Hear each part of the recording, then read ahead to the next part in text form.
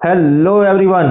आज की क्लास में आप सभी का स्वागत है। जैसा कि आपको पता है, ये 2000 एमसीक्यू की सीरीज है जिसमें आपका 2.5 साल का करंट अफेयर कवर किया जा रहा है। सिर्फ करंट ही नहीं, इसके अंदर आपको पूरी बेसिक नॉलेज मिलेगी हर एक सब्जेक्ट की। जैसे ये पॉलिटी है तो पॉलिटी की मेरे हिसाब से अभी ये पार्ट 4 होगा। इससे पहले पार्ट 3 आ चुके हैं। इसमें मैं क्या करता हूँ, जो भी हमारे चैप्टर हैं, जैसे पॉलिटी के 32 चैप्टर हैं तो 32 चैप्टर का मिक्स करके एमसीक्यू लाता हूँ, जो जो इम्पोर्टेंट पॉइंट्स होते हैं। साथ ही करंट में क्या चल रहा है उस चीज का भी ध्यान रखकर कार्य किया जाता है। इस क्लास में प्रीवियस ईयर क्वेश्चन को ध्यान में रखकर एमसीक्यू को तैयार किया जाता है, जिससे कि आपकी प्रैक्टिस अच्छे से हो जाए और आपका पहला पेपर कहीं से भी ना रुके। ठीक है। देखिए कि जब भी मैं क्लास शुरू करता हूं मैं 3 बातें बताता हूं और ये बहुत जरूरी भी हैं। पहले आप देखें गलत पूछा है या सही पूछा है। वो कहाँ देखना है, आपको यहाँ देखना है और यहाँ देखना है। फिर 100% आपने वो चीज पढ़ी है। अगर आप मेरे सारी एमसीक्यू की क्लासें देख के जाओगे तो मैं गारंटी देता हूं कि 100% वाली बात आप जब देखेंगे तो आपको कई चीजें वहां पड़ी हुई लाइनें दिखेंगी। उसके बाद हमको शब्दों पर ध्यान देना है कि कम, लगातार, पूर्णतः, पूरी तरह, इस प्रकार के जो शब्द होते हैं ना, अगर वो किसी चीज में है तो तुम उनको रट लो, वरना नहीं है तो मैं बताता हूँ 90% केस में ये गलत ही होते हैं। ठीक है। चलिए, क्वेश्चन नंबर 1 आपके सामने रहा। जैसा कि आपको पता है मुझे 20 मिनट में 20 एमसीक्यू कराना है। बताइए इसका आंसर आप। ये बेसिक प्लस करंट का मिक्स क्वेश्चन है, एनसीईआरटी प्लस करंट अफेयर। न्यायिक नियुक्तियों के संदर्भ में निम्नलिखित प्रश्नों पर विचार करें।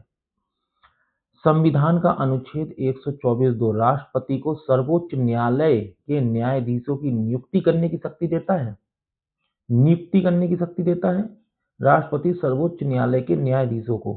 124(2), हाँ, ये बात सत्य है। आप एनसीईआरटी में ये लाइन लिखी देख लेंगे। ठीक है।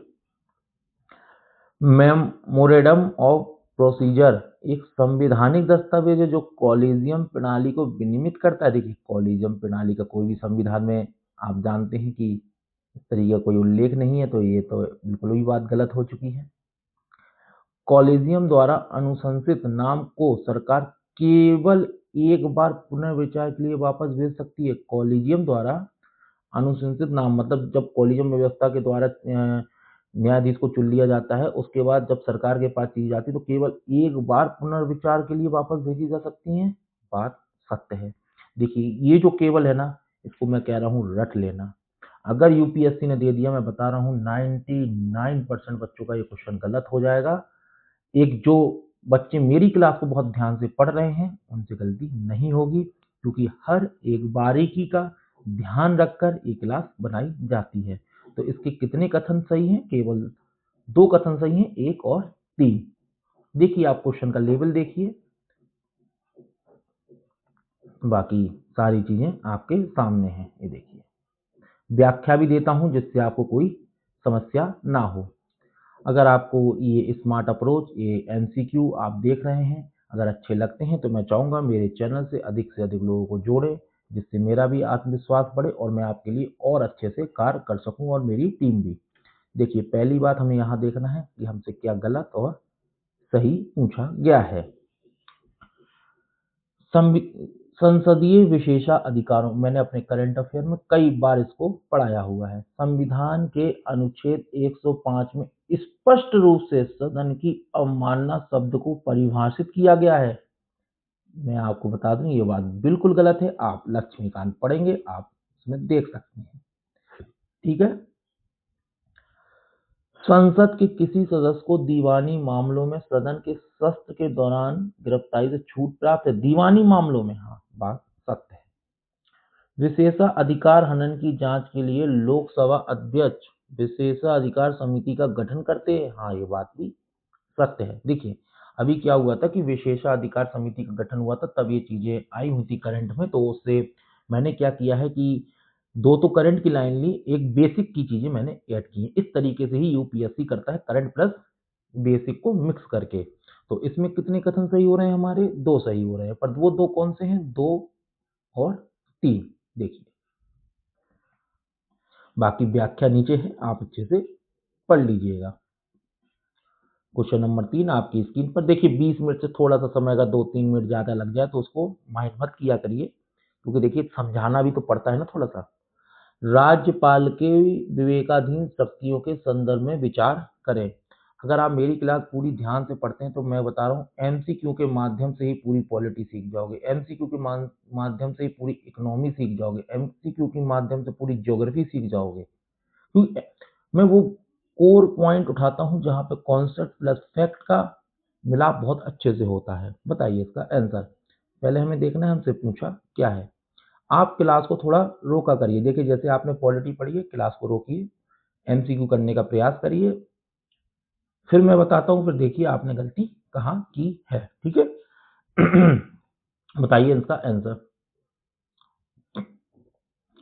अनुच्छेद 163 के अनुसार राज्यपाल को अपनी विवेकाधीन शक्तियों का प्रयोग करते समय मंत्रिपरिषद की सलाह आवश्यकता नहीं होती है।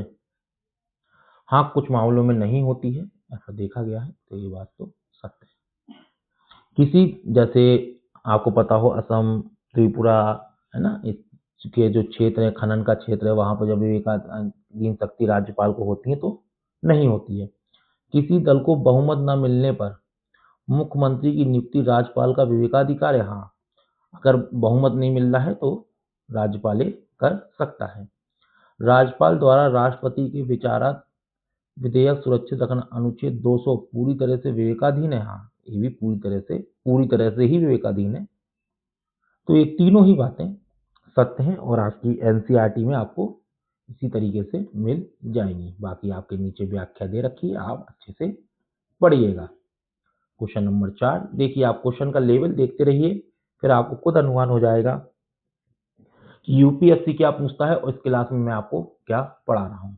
जो पीवाईक्यू बराबर देखते रहते हैं। यहाँ हमसे पूछा है सही कथन बताना है, गलत नहीं बताना है। तो बताइए इसका आंसर।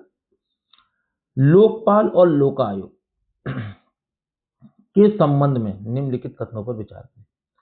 लोकपाल अध्यक्ष की नियुक्ति के लिए चयन समिति में भारत के मुख्य न्यायाधीश या उनके द्वारा नामित व्यक्ति शामिल होता है। हाँ, ये बात सत्य है, पढ़ाया हुआ है मैंने अपनी करंट की क्लास में भी।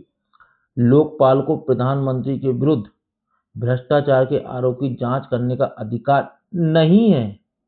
है है मैं आपको बता रहा हूँ, है, ये चीज गलत है। लोका आयुक्त की संरचना और शक्तियां सभी राज्यों में एक समान है। नहीं, सभी राज्यों में एक समान नहीं है। तो इसका कथन ये सही है, केवल एक सही है, बाकी आपको नीचे व्याख्या दी है, आप अच्छे से पढ़िएगा। क्वेश्चन नंबर 5 आपकी स्क्रीन पर, बताइए इसका आंसर। राज्य चुनाव आयोग के बारे में गलत नहीं पूछा। देखो, हम बार बार यहाँ गोला इसलिए बना रहे हैं कि आपको पता होना चाहिए कि सही पूछा है या गलत, क्योंकि एग्जाम में बहुत गलतियां हम यहीं से कर देते हैं। राज्य चुनाव आयोग पूछा है। राज्य चुनाव आयोग की नियुक्ति राज्यपाल द्वारा की जाती है, बिल्कुल सत्य बात है, लेकिन उसे हटाने की प्रक्रिया उच्च न्यायालय के न्यायाधीश के समान है। हाँ, ये बात भी सत्य है। राज्य चुनाव आयोग का कार्यकाल केवल नगर पालिकाओं और पंचायतों के लिए मतदाता सूची तैयार करने और चुनाव कराना है। हाँ, ये बात सत्य है, ये वाला केवल भी याद रखिएगा अच्छे से। परिसीमन के मामलों में राज्य चुनाव आयोग के निर्णय को किसी भी न्यायालय में चुनौती नहीं दी जा सकती। बताइए। परिसीमन के मामले में राज्य चुनाव आयोग का बोल रहा है, परिसीमन के निर्णय नहीं बोल रहा है, ये चीज याद रखिएगा। किसी भी न्यायालय में चुनौती नहीं दी जा सकती, ये बात गलत है, दी जा सकती है। तो इसका कौन सा है? बी ऑप्शन सही है। कौन से सही है? 1 और 2। चलिए, क्वेश्चन नंबर 6 आपकी स्क्रीन पर, बताइए इसका आंसर। दल दल बदल विरोधी कानून 10वीं अनुसूची के संदर्भ में बताइए। पूछा हमसे, सही है, सही हमको बताना है। पीठासीन अधिकारी के पास दल बदल के आधार पर अयोग्यता कि निर्णय के लिए कोई समय सीमा निर्धारित नहीं है। हाँ, नहीं है, कोई समय सीमा निर्धारित नहीं है कि वो कब तक इस फैसला लेंगे। यदि कोई सदस्य स्वेच्छा से अपने राजनीतिक दल की सदस्यता छोड़ देता है तो वह अयोग्य हो जाता है। हाँ, ये बात भी सत्य है, वो अयोग्य हो जाएगा। कानून के तहत विभाजन, जो दल बदल है इसी कानून के तहत, को अब अयोग्यता से सुरक्षा प्राप्त नहीं है। बताइए, कानून के तहत विभाजन को अब अयोग्यता से सुरक्षा प्राप्त नहीं है, क्योंकि यही लाइन करंट में थी जिसकी वजह से पूरा एमसीक्यू बनाना पड़ा। हाँ, ये बात सत्य है। ठीक है, ये तो हो गया करंट का, बाकी ये सब बेसिक की दोनों लाइनें थी। ठीक है, क्वेश्चन का व्याख्या नीचे दे रखा है, आप अच्छे से पढ़िएगा। तो इधर जो एमसीक्यू है वो करंट प्लस बेसिक को, जैसे यूपीएससी करता है कि करंट भी लेगा और आपके बेसिक को भी चेक करेगा। चलिए बताइए, क्वेश्चन नंबर 7 आपकी स्क्रीन पर पूछा हमसे, सही है। अंतरराष्ट्रीय समझौतों को लागू करने की संसद की शक्ति के बारे में बताइए आप। संसद पूरे भारत या उसके किसी भाग के लिए अंतरराष्ट्रीय संधियों को लागू करने हेतु कानून बना सकती है। बाकायदा आप लक्ष्मीकांत में एनसीईआरटी में पढ़ सकते हैं।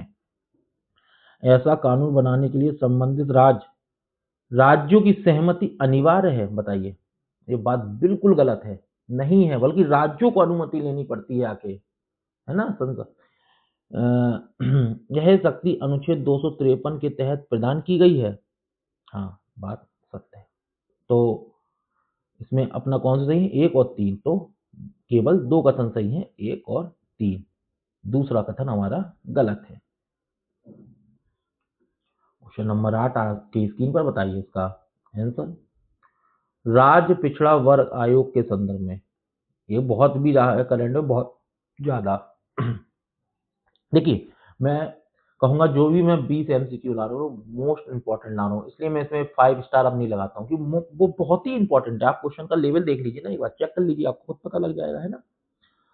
इसे 102वें संविधान संशोधन अधिनियम द्वारा संवैधानिक दर्जा दिया गया। हाँ, दिया गया था। आयोग के पास दीवानी न्यायालय की शक्तियां होती है। हाँ, होती हैं।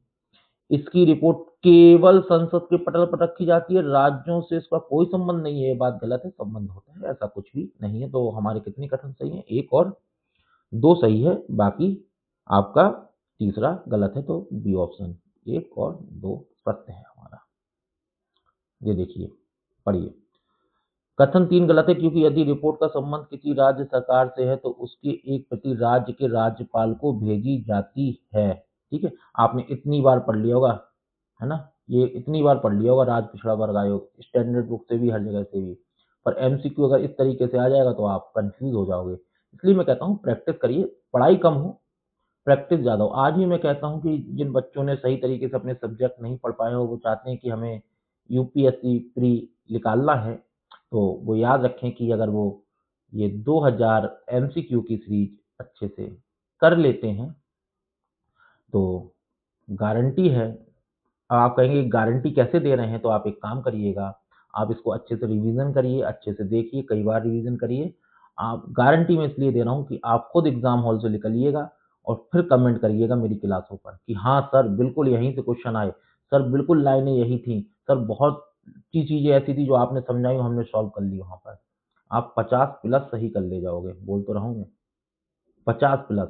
बस एक चीज का याद रखना है, इस चीज की गारंटी मैं नहीं लूंगा, ये आपको खुद संभालना होगा। सीसेट, इसके लिए मैं आपको रणनीति बता दूंगा, 5 से 6 घंटे आपको किस तरीके से किन किन जगहों पे फोकस करना है। अगर आप लोग चाहोगे तो मैं बहुत जल्दी इस पर भी क्लास ले आऊंगा। ठीक है, चलिए।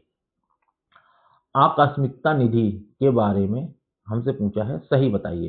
देखो, एमसीक्यू इसी तरीके से सॉल्व करना जिस तरीके से मैं कर रहा हूँ। पहले मैं यहाँ देखता हूँ, फिर मैं यहाँ देखता हूँ, अब मैं 100% और शब्दों को देखूंगा। ठीक है, इस निधि का संचालन राष्ट्रपति की ओर से वित्त सचिव द्वारा किया। देखो, इस चीज को याद रखना, वित्त सचिव, है ना, यहाँ हेरफेर कर सकता है, ये बात है।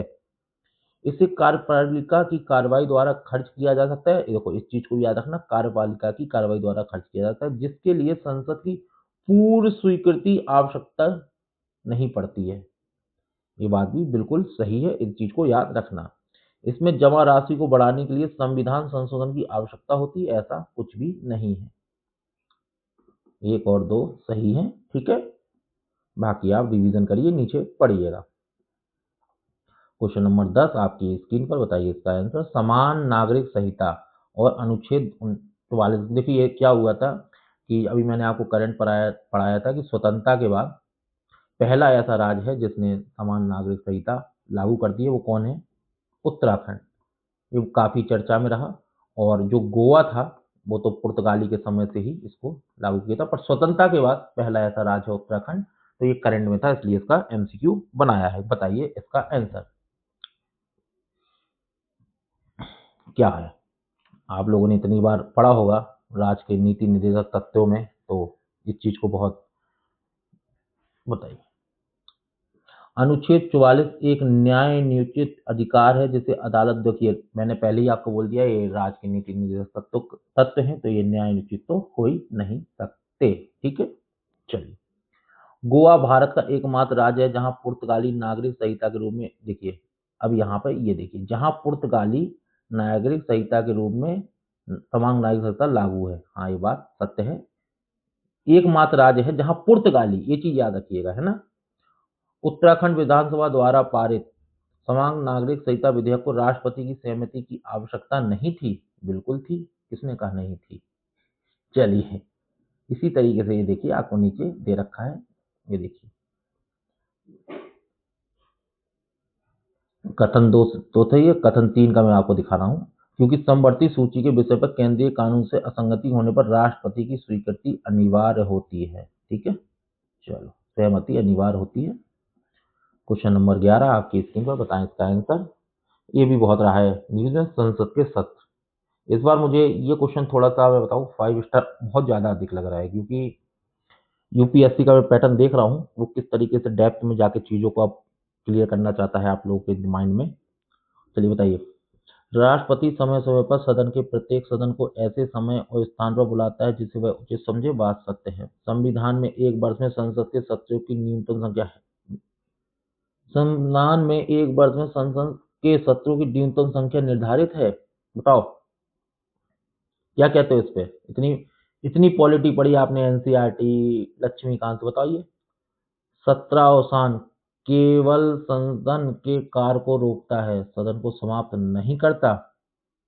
पूछा हमसे, सही है, ये सही है।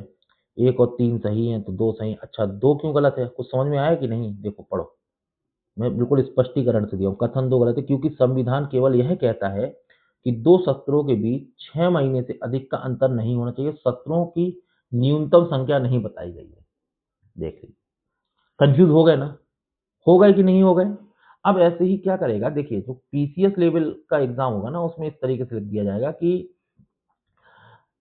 संविधान में संसद के 2 सत्रों के की न्यूनतम संख्या बताइए। उसमें जैसे 2 3 4 2 इस तरीके दे देगा, कोई नहीं तो आप कोई नहीं पे टिक लगाइए, देख लीजिए। क्योंकि 6 महीने का के बीच में सत्र का होना आवश्यक है, न्यूनतम संख्या का कोई निर्धारण नहीं है।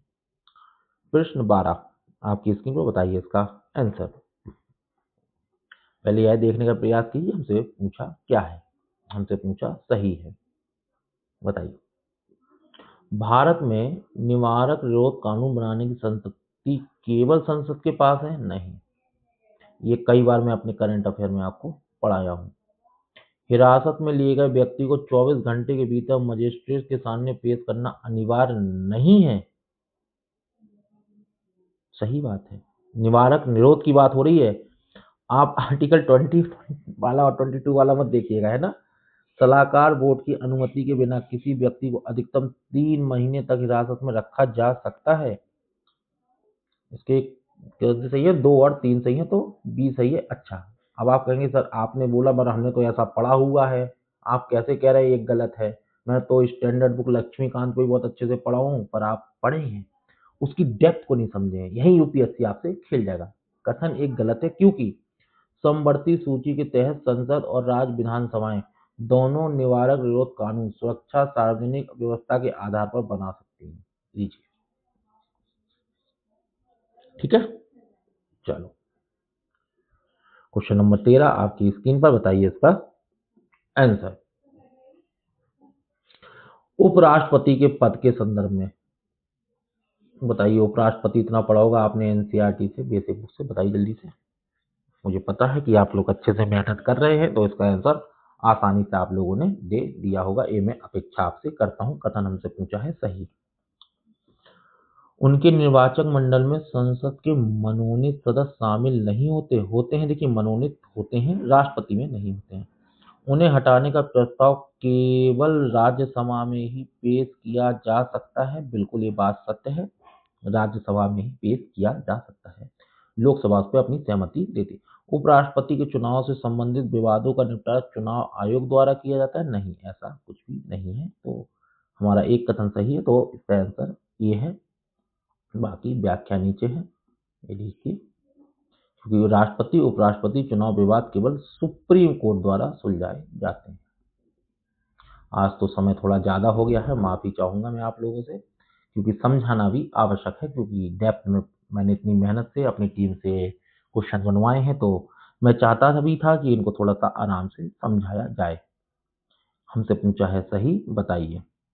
आर्थिक रूप से कमजोर वर्ग के विषय में पूछ रहे हैं, बताइए इसका आंसर। इसे 103वें संविधान संशोधन द्वारा अनुच्छेद 15-16 जोड़कर लागू किया गया। बात सत्य है। सुप्रीम कोर्ट ने जनहित अभियान मामले में इसकी संवैधानिक वैधता को बरकरार रखा, ये बात भी सत्य है। यह आरक्षण केवल केंद्र सरकार की नौकरियों को सिलेक्शन नहीं, एक और दो सही है, तो बी ऑप्शन इसका सत्य है। क्वेश्चन नंबर 15 आपकी स्क्रीन पर, थोड़ा सा मैं स्पीड लूंगा। प्रिंसिपल ऑफ सब्सिडरी जो चर्चा में रहा, किससे संबंधित है? 5 स्टार क्वेश्चन है, करंट अफेयर का। बताइए इसका आंसर। स्थानीय स्वशासन और शक्तियों के विकेंद्रीकरण से ये संबंध है, प्रिंसिपल ऑफ सब्सिडरी। और ये आपको पता है, अभी आपके मैंने क्वेश्चन बनाया था, कॉलेजियम व्यवस्था में डाल दिया था ये, तो इसी तरीके से वो डाल सकता है। इस चीज को याद रखिएगा। 5 स्टार क्वेश्चन है, प्रिंसिपल ऑफ सब्सिडरी, न्यायिक स्वशासन और शक्तियों का विकेंद्रीकरण। बाकी आपको नीचे हमने पूरी व्याख्या दे दी है। क्वेश्चन नंबर 16 आपकी स्क्रीन पर, संसदीय समितियों के संदर्भ में पूछा क्या है, ये देखो। कथन सही बताना है, बताइए। लोक लेखा समिति में राज्यसभा के सदस्य शामिल नहीं होते, जो बात गलत है। प्राक्कलन में नहीं होते हैं। प्राक्कलन समिति के सदस्य केवल लोकसभा से चुने जाते हैं, हाँ ये बात सत्य है, मैं आपको पहले ही बोल चुका हूँ। कोई भी मंत्री किसी वित्तीय समिति का सदस्य नहीं बन सकता, ये बात भी सत्य है। तो यहाँ पे 2 और 3 सही है, एक गलत है। एक क्यों गलत है वो भी मैंने आपको बता दिया, नीचे व्याख्या है, आप उसको भी पढ़ लीजिएगा। क्वेश्चन नंबर 17 आपकी समझ, क्षेत्रीय परिषदों के बारे में बताइए। क्षेत्रीय परिषदों के बारे में, इनका गठन भारतीय संविधान के अनुच्छेद देखिए 263 के तहत किया जाता है, ये बात गलत है। अंतर्राज्यीय परिषद आती है 263 के तहत। केंद्रीय गृह मंत्री सभी क्षेत्रीय परिषदों के अध्यक्ष होते हैं। बताइए क्या कहेंगे इस पे। ये केवल सलाहकारी निकाय है, ये बात भी सत्य है। 2 कथन सही है, बाकी एक कथन हमारा गलत है। क्यों गलत है, नीचे आपको दे रखा है, ठीक है। क्वेश्चन नंबर 18 आपकी स्क्रीन पर, बताइए इसका आंसर। विदेशी अंशदान अधिनियम के संदर्भ में बताना है आपको। कथन सही पूछा है हमसे, बताइए इसका आंसर। इसे गृह मंत्रालय द्वारा प्रशासित किया जाता है, बिल्कुल सारी बात है। पंजीकृत, यहाँ देखो मंत्रालय बिल्कुल याद रखना। पंजीकृत गैर सरकारी संगठनों के लिए केवल एसबीआई की नींव देखो खोलना। देखो मैं कई बार अपने करंट अफेयर में पढ़ा हूँ, इस बात को भी याद रखना बहुत अच्छे से। भारत का कोई भी नागरिक ब्रिटिश विदेश से उपहार के रूप में कोई राशि प्राप्त नहीं कर सकता। कर सकता है, क्यों नहीं कर सकता भाई, है ना। तो 1 और 2 सही है, तो 2 कथन इसके सही हैं। चलिए, बाकी गलत क्यों है वो आपको नीचे व्याख्या में बताया हुआ है। क्वेश्चन नंबर 19 संसद की अवमानना के बारे में बताइए। हमसे पूछा है सही।